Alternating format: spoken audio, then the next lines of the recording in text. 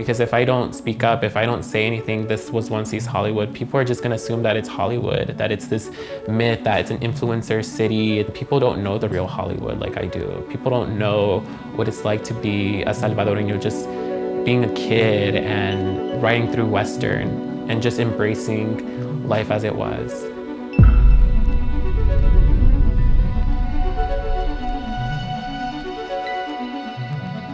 My name is Andrés. I'm a queer creative born and raised in Los Angeles, California. I'm first-gen Salvadorian.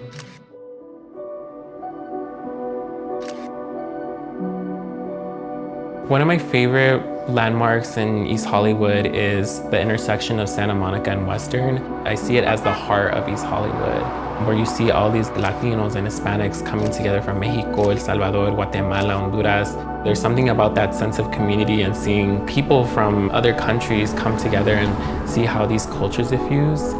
That place, I just see it as where my roots have been placed, and my parents have spent time there and made memories.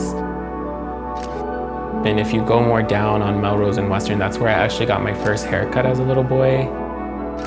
If you go more La Santa Monica y Wilton, there's a pupuseria shop, La Pupusa Loca, and that's really revered by a lot of the Salvadoran communities.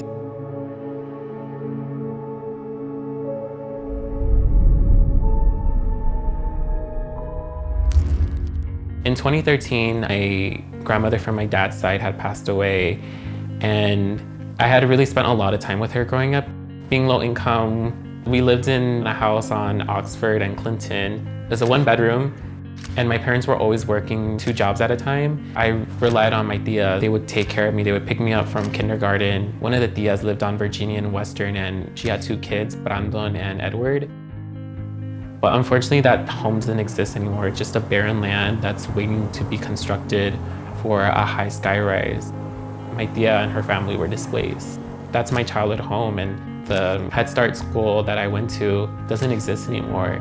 These new luxury skyrises on Sunset and St. Andrews are now there.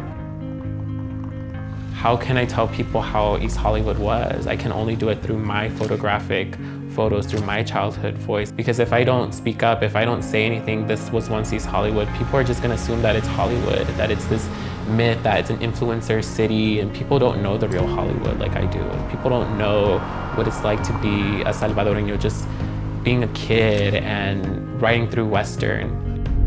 When I walk any street in East Hollywood, there is that inner child saying that this was once here. I have a photo of this place, of a moment in time, but it does hurt at the same time that things are changing and the neighborhood isn't that I once knew in the early 2000s.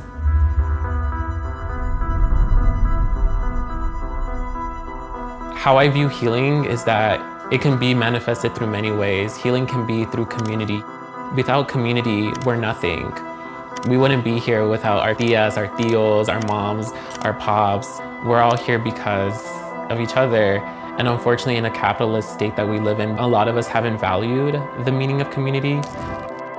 The ability to combine sound and visuals is something so impactful, and that's something I really always plan to bring back into the community. Highlight the community I grew up in and show how the 818, the 323, the 213 are full of creatives that are just blooming each day and are so passionate about documenting our city.